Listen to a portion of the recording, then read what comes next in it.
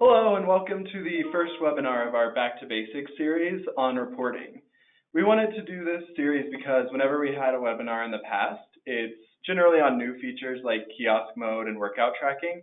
But for this webinar, we're going to focus on something that seems very day-to-day, but really has a lot more to it than at first glance, and maybe a reason that you or your staff members contact our customer support team. So before we do get started, I just want to go ahead and introduce ourselves. We have an extra team member here. So I'm Austin Bondison, and I'm the Customer Engagement Manager here at ZenPlanner. And I'm Erin McMorrow. I am a Customer Advocate Team Lead. And I am Josh Kurtz. I am a Strategic Relationship Manager.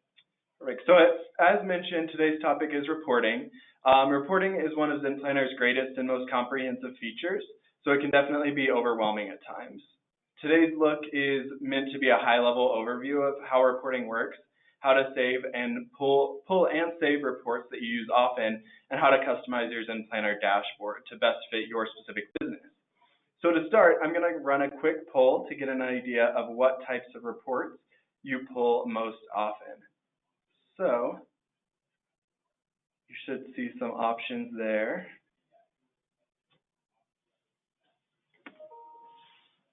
And you can choose, we've got membership reports, bill and payment reports, attendance reports, and then retail and people reports. So what kind of are you running? It looks like bill and payment reports are at like 65% right now. So those are definitely most important, followed by membership reports, and then a few people with people reports as well.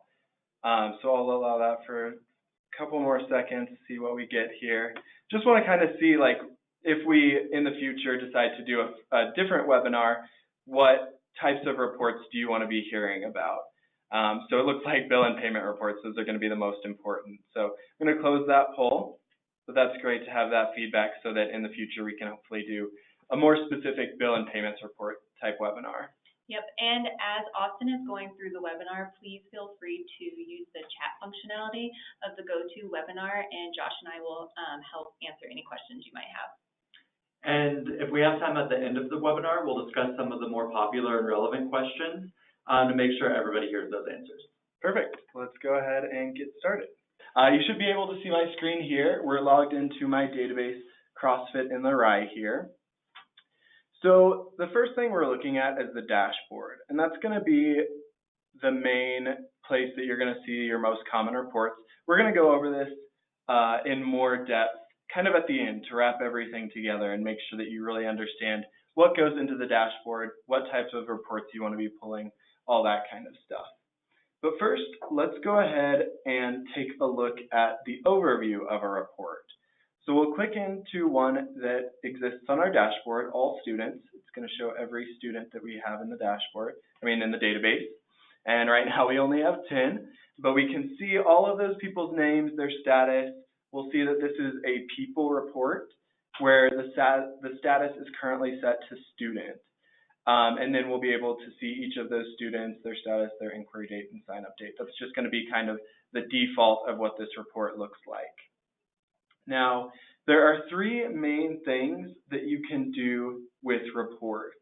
And number one is to mass email or mass text these people. And texts are allowed if you're in the United States or Canada. And there's some rules there, but we'll go over those in just a second. So we can select all of these people. We can select just a few, take some people off the list, what have you. But we can choose template right here. And it's going to ask, what do we want to send to all of these people? And we can choose a blank email or a blank SMS text if we need to. But if we click into that, it's going to bring up our blank email or whatever template we've chosen. And then we're going to be able to customize that with a subject, a message, who is that email going to, and all of that information. And then we can send those 7 emails now. So this is a great option for when you need to email all of your members, letting them know, hey, we're going to be closed tomorrow, or if you need to email all of your prospects, letting them know about a special that you're running or stuff like that. So it's a great way, like pull a list of your prospects, email all of them and say, hey, we're running a special, so now's the time to sign up. If we click into back into the dashboard, you'll notice that we were moved down to Setup and Document Templates. But if we click back into the dashboard and click back into All Students, we do also have the ability to, again, select All and then choose Template here and send a blank SMS text. So we can send that as well. So if we click into the text, it is just going to give us some guidelines like I was talking about, available for US and Canadian phone numbers only, 1.5 message, or 1.5 cents per message sent, and then maximum of 160 characters. And then this does say send 10 emails now, but that is actually going to send 10 separate texts. Keep in mind that with these texts, members are not going to be able to reply directly to them, but you can always reference an email address that they can contact you at if they have questions about the text. This is something that I recommend more so for an urgent message, maybe like we're closed for the rest of the day, or something like that, that you have to get out to your members and make sure that they see that like immediately. Great, so we're gonna hop back into All Students, and that took care of the Choose Template option. Now we can look at the Batch Update option. So if we select All, we can click Batch Update, and that's going to give us the ability to change something about all of these people all at once. So for people, that may be their primary instructor. Maybe you need to say that Kurt Vonnegut is the primary instructor for all of these people. Or I need to add all these people into a group or remove them all from a group. So it's something that all at once you can take care of those. And that's not going to take care of every single thing that you can change about a person. Obviously, this is pretty limited. You do have other tabs up here, so you can add them all to a prospect status or a program or what have you. But there are options for what you can do to take care of that, all of those people at once, rather than going to each of those profiles manually. Now, keep in mind that the batch update option is going to change based on the type of report you're pulling. So right now we're pulling a people report, and we're saying if I batch update, it's going to change something about these people.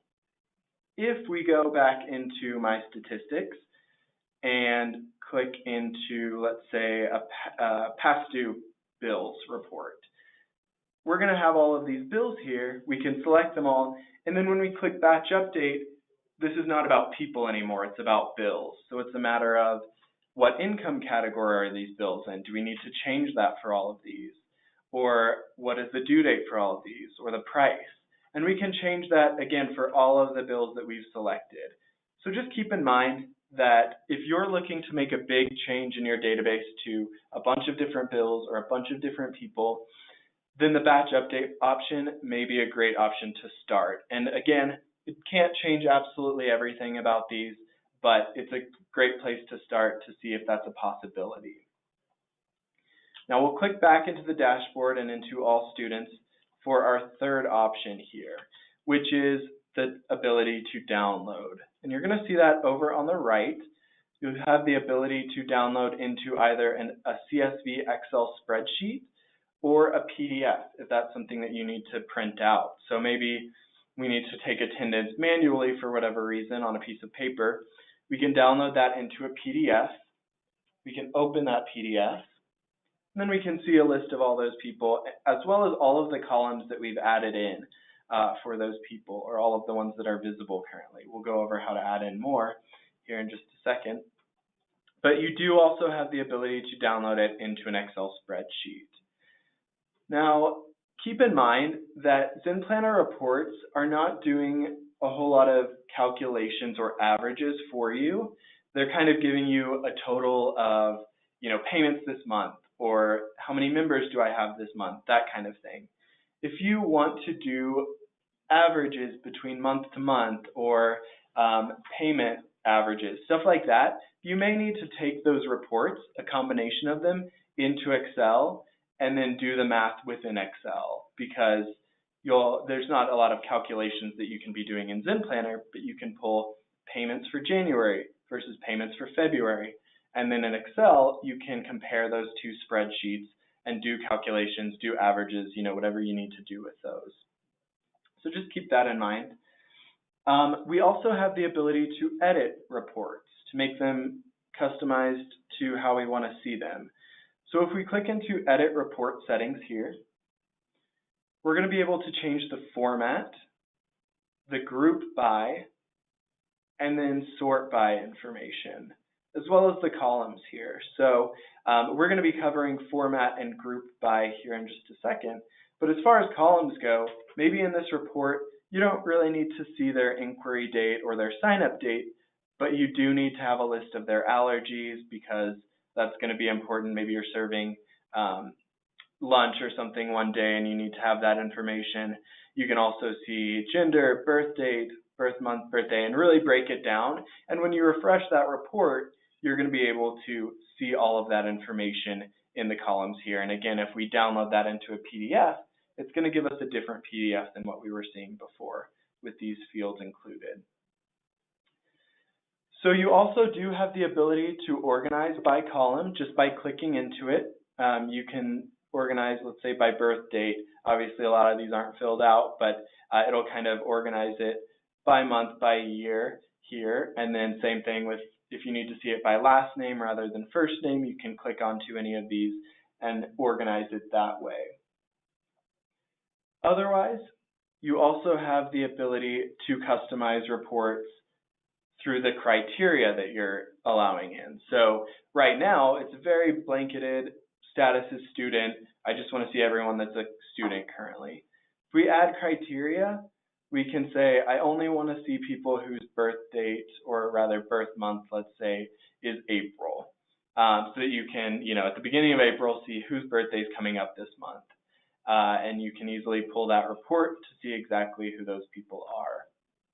So there are a lot of different ways that you can narrow this list down. So that's great as far as making sure that you're pulling reports that match the criteria you need. Now, in addition to creating your own reports, which we'll cover a little bit more here in just a second to kind of show you what types of reports you can pull, we do have a lot of saved reports over here on the left-hand side. And these are going to be very common instances that kind of cover all sorts of businesses. Obviously, we have, CrossFit businesses, we have yoga businesses, we have martial arts. We have a lot of different types of businesses, so we just kind of wanted to create some saved reports that cover most instances and most types of business. So if we click into attendance, obviously we're going to see reports based on attendance structure. So you're going to see people who have been upgraded from the wait list, people who have wait list reservations, how many people are reserved for class today. You're going to see all of this information in these reports here. When we get into finances, that's going to be, obviously, you're going to see things to do with your payments, your bills, expiring credit cards, the end of year tax report that we did a webinar on last time. I'll include that in the follow-up email that I send out to everyone in case you need to watch the webinar on that report. But you're going to see a lot of things to do with your finances. So if you're thinking, I really want to see how many payments have been made this month, how do I create that report? Well, that one's actually already created for you. So you can hop into finances, you can see payments this month, prepaid bills this month, all that kind of stuff. So definitely explore what's in here before going out and creating your own report. Now for log reports, these are going to be changes that are made within the database. So you can kind of see who has done what as far as your staff members are concerned.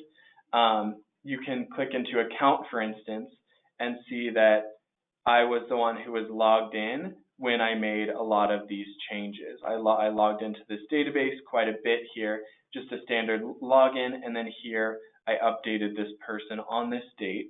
So if you ever are wondering, who deleted this bill or which of my staff members checked this person in, as long as they're all using separate logins, you absolutely have the ability to see that information here in the data log.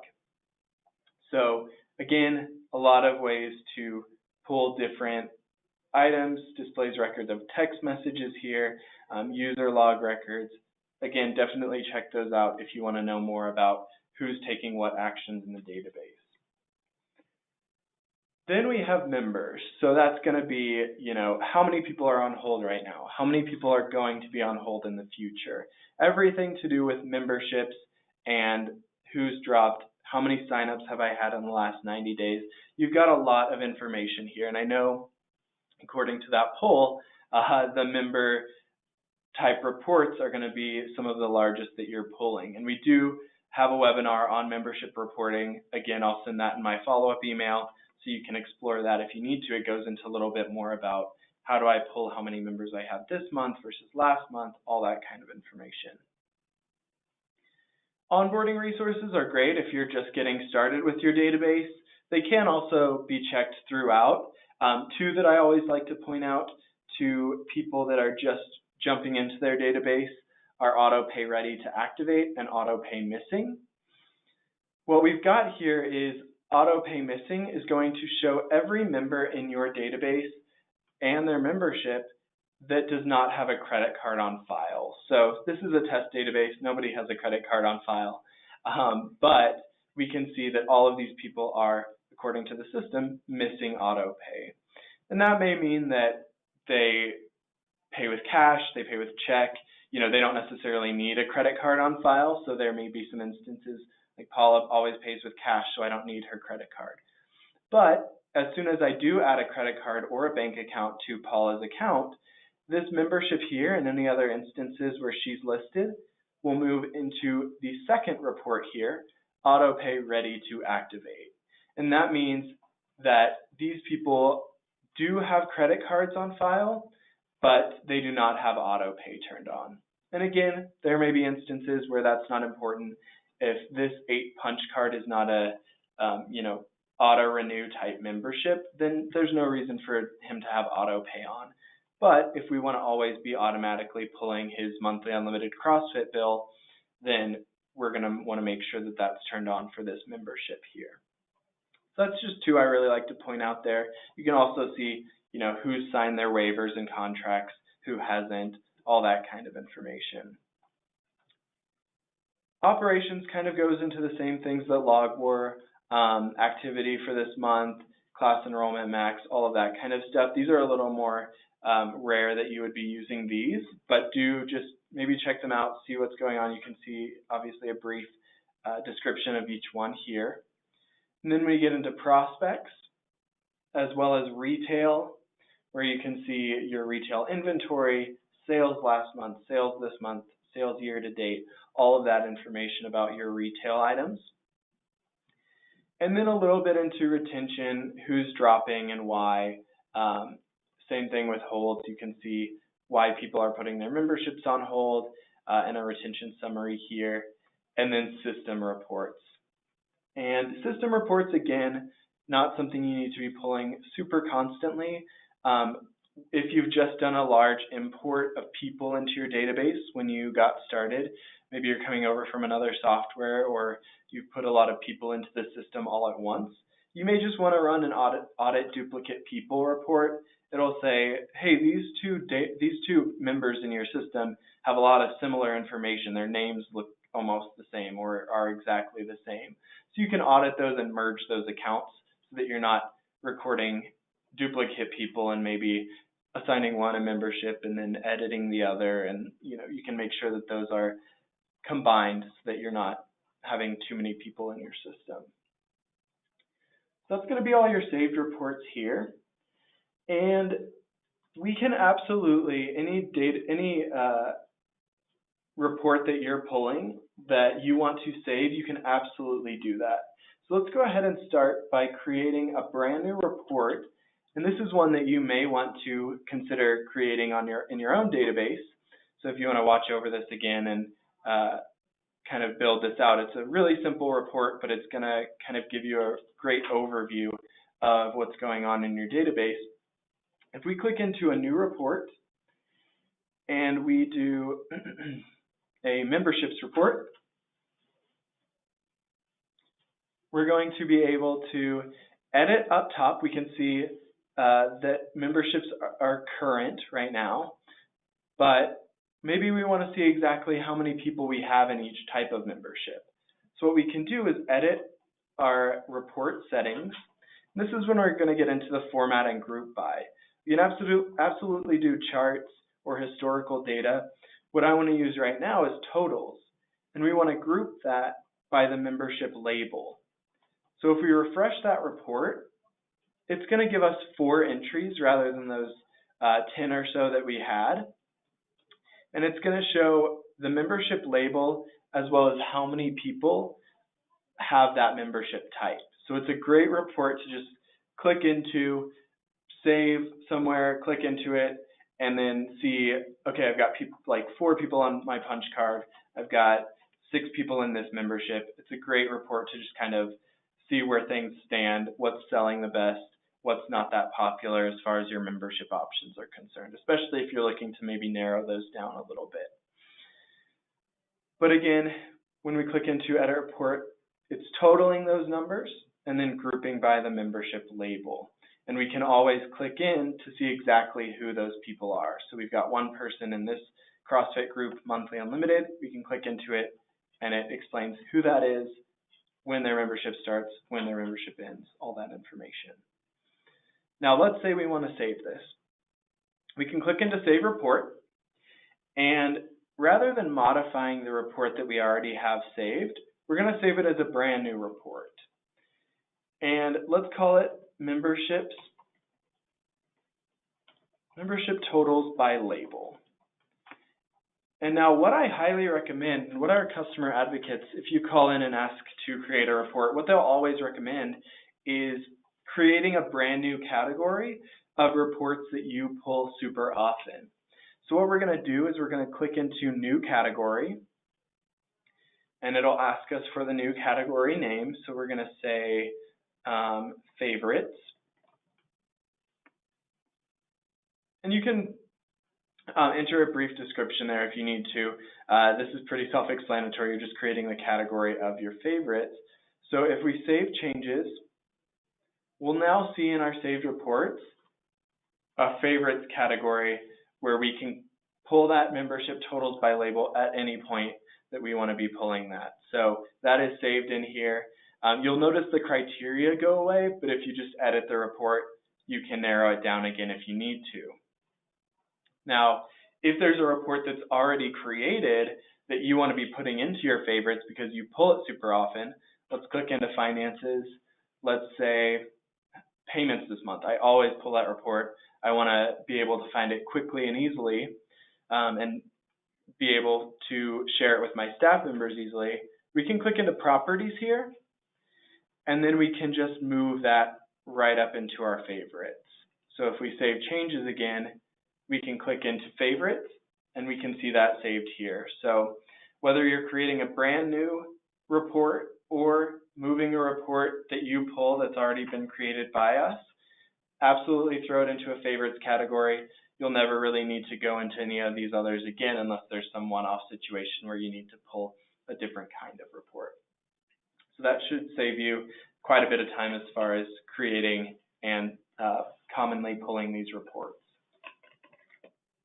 Now, one more that we get a lot of calls about here is kind of like, how many members did I have last month versus how many members do I have this month? And for that report, we're going to click into a new report, and we're going to pull a memberships report. And what we're going to do is, first of all, we're going to change this category here to membership in date is, let's say we want a snapshot of December. So we're going to say membership in date is on or before, or rather on or after, December 1st, 2017. And then we're going to add a new criteria and say the membership begin date is on or before that same date, because it gives us a look at, for December 1st, how many memberships did I have? How many people did I have in these memberships? And if we refresh that, we're going to see we have 21 memberships, though some of these are duplicate people. So what we can do is edit that report and total by full name here. So if we refresh report, we can see at the beginning of December, we had 10 members. Maybe some of them have multiple memberships, but at its core, we had 10 members at that time. Then we could pull for 1/1/18, kind of do the same thing here. And my numbers are probably going to be the exact same. But you may see that your number of members has gone down or hopefully gone up, and you can kind of compare those 2 months. And again, you can save these reports as, we would save this one as maybe January number of members. And without even clicking into it, we can just say, we know that there are 10 here. That's not going to change since January is over. And we can put that into our favorites. And we can easily pull January, February, March, April, and see that all within our saved reports here. So that's just another common one that people pull fairly often to see how many members you have at any given time period. Just a quick snapshot of beginning of January, I had 10 members. Beginning of February, I had 15 members, and so on. So you can commonly pull that. Now, let's go ahead and take a look back at our dashboard now that we have a good understanding of how memberships work and how reports work and what's at their core. So everyone's database starts off with a list of commonly pulled reports in their dashboard, as well as a chart over here that can be customized, and we'll go into that in just a second. But we're going to start with memberships here, attendance, marketing, calendar, and then financial. Now, you can see a lot of good information here. Again, you're not even clicking into the report. You already see I've got quite a bit of money past due that I need to figure out, where that money's coming from. And of course, you can click into that and see where that's coming from. It's going to pull that report and show you exactly what those bills are. But if we come up to customize here, this is going to be a customization of our actual dashboard. So when you check these off, that means it is going to show up at that on that my statistics page. So we can say, I do want to see my current students. I do want to see all students. If we go down a little bit, we can see some more. And, maybe I don't need to see the memberships that expire in the next 30 days. You can kind of customize it to what you want to see the most of. These little icons over here are kind of ways for you to set goals. So all students, my midway mark, where this is going to turn into a yellow, is 15, but my goal is 30. So I want to see green on that. And so if I set 30 here, we can go back to the dashboard and see I have 10. And that's not meeting even my midway mark. So I'm still in the red for that. As soon as I get to 15, this turns yellow. As soon as I get to 30, that turns green. And you can absolutely set that goal for, by the end of 2018, I want to be at 30. And now it's green. It's, December 20th, and we're in the green. So we've completed our goal for that year. Where this is also super common is in the financials. So if we click into our financial and show what reports do I want to be seeing here, I've set my past due total where the only green I'm going to get is if this is at 0. It's not going to get to yellow because as soon as I have $1 past due, that's not okay. I need to figure out where that past due money is coming from, reach out to that person, and either take care of that bill or delete it if it was created an error or what have you. But that gives me a way to scroll down. This is red, that's not okay. Let me click into this and let me take care of that. It creates some action items, whether it's growing your business or making sure that bills are paid. And maybe you can do the same with how much money you want due in the next 30 days. In the next 30 days, I need to be getting $2,000, and right now I'm only at $1,800. So you can set those goals for yourself to kind of easily build that information and see it right from the start when you click into your database. We also do have the charts here. So there are only a few that you can pull from, but just keep in mind that you can kind of throw these onto your dashboard just to get a good look at what's going on. As you can see here, this is kind of like the reports we were pulling, but based on month and in a chart. So you can see October, we hit a little bit of a spike, and then in December, we were all the way up to 10 members. So you can see kind of month to month what those numbers are in a quick bar chart. We've also got a chart here for how many people are prospects right now and what types of prospects. So we have a drop-in prospect, meaning this person did a drop-in, but they haven't purchased a membership yet. So I want to reach out to them and get them to sign up for a membership. Or this person's done a free trial, and that's why they're a prospect in the system right now. So there are quite a few ways to customize this dashboard so that when you log on, as soon as you do that, it is going to be readily apparent what kind of information's going on in the system. So that's really all that we have as far as a high-level overview, like I said, of reporting.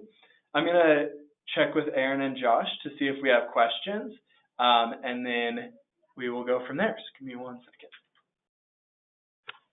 Cool. So one of the questions that came up was about sales tax and running a sales tax report. So there actually are saved reports in the finances here, which is going to be under taxable income report. So that's going to show, it's basically a bills show payments report where all of our payments have come through, and it is going to show bill tax amount for tax amount 1, which may be for services, as well as tax amount 2, which may be for retail. And I don't know that I had those built out in here, but you are going to see your totals for any specific period of time that you want. I believe this is set to maybe a year, but we can see how many payments have been made, how much of that has gone to tax amount 1 versus how much has gone to tax amount 2. And I think this is just overall in the database, how many payments have been made. They go back all the way to December of 2017, but you can narrow it down again by bill due date is last year or this year. You can kind of edit it as you need to and then save it like we talked about. But this will show you all of your sales tax and how those kind of pull in. See if we have another question here.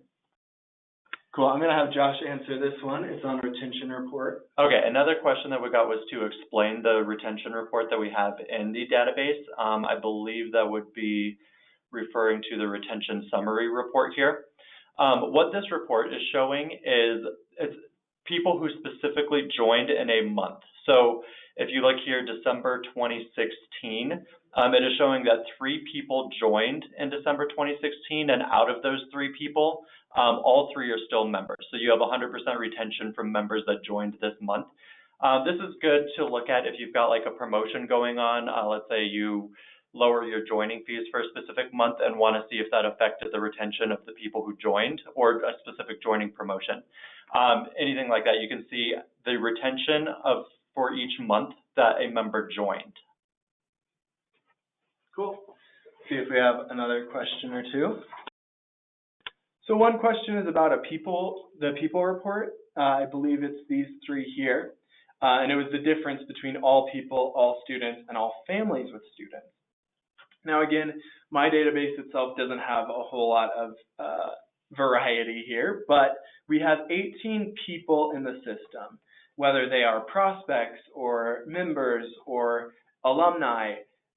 There are 18 people that I can click into and see their profiles as of right now. Now, students are people who actually have memberships. So out of those 18, 10 of them actually have memberships, and so they're considered students, whether that's a trial membership, a $0, 1-week trial membership. They're all going to count as our students here. All families with students would be pretty big for like martial arts, or even, if you and your spouse are signed up at a CrossFit gym, you're going to be a family, and you're only going to count as 1 in this families with students report. So if Richard Adams here has a son who is in his family, and we can, if you have questions about how families work, that's kind of another topic, but you can have these families where Richard is the head of household and he has a kid who also has a membership. His number of members would be 2 here. And obviously all of these are just 1 because they're their own families. But if they did have 3 kids and also the parent had a membership, then they've got 4 members. So it's just kind of describing how many families are in the system where at least one of the people in the family has a membership. Cool. I'm going to see if there's a couple more. Great. So we had another question about what if your total payments don't match up with how much you're getting deposited into your account. And so that just may be a misunderstanding of how the reports work. So what most commonly happens is that maybe you're going to a bills report and you're seeing this number and it's not matching up. But maybe some of these bills aren't paid yet, or for whatever reason they were paid in partially or what have you. So what you want to be doing to pull the most accurate information of how much money you should be getting deposited is to go into your actual payments. And I don't have payments from the last month, but if I pull a little bit further back, we've got quite a few in December, and maybe I want to make sure that this number matches up. So I'm going to narrow it down by payment date, as well as making sure that I'm doing payment type is either automated or online or self-pay. You don't want to include offline payments because that's not going to be reflected in your deposits. Because if you're taking cash, that's going to throw your number off. You also want to make sure that you're putting that the status is approved, because if something is denied or there's an error or something like that, again, that's going to throw your number off a little bit more. So you want to make sure that the status here is set to approved. So you're going to be narrowing it down to make sure that those numbers match. And then, cool, so that's going to kind of narrow down. You want to make sure that your those numbers match with your deposits. In addition to that, you may just keep in mind the amount of time it takes for an ACH payment to come across versus a credit card payment. You may see some in the payment status of pending, so you want to make sure that those aren't included as well. But that should narrow it down to make sure that your deposits actually match what's being reflected in Zen Planner. Well, I'm going to see if we have one more question. Okay, so one more question that we have is about criteria. And we kind of covered that a little bit, just like adding criteria here to narrow it down. But much like the columns and the information that you can get in a report, like for the batch updates, the criteria is going to be different based on the type of report you're pulling. So with payments, we're going to get things like payment date, payment time, whereas if we pull a people report, we're not going to be getting that kind of information. So just keep in mind that if there's something that you're not seeing as far as the criteria is concerned that you want to be seeing, you may need to pull a different report. So for instance, there's memberships versus memberships show bills. So memberships, if we add in a criteria, you've got a lot of when was this membership created, when did it begin, when did it end, and then if we were to pull a membership show bills report, then we're going to also see things like when is this date due, what's the bill status, stuff like that. So there is quite a big difference there between those two reports. And so the criteria, again, does change based on the type of report you're pulling.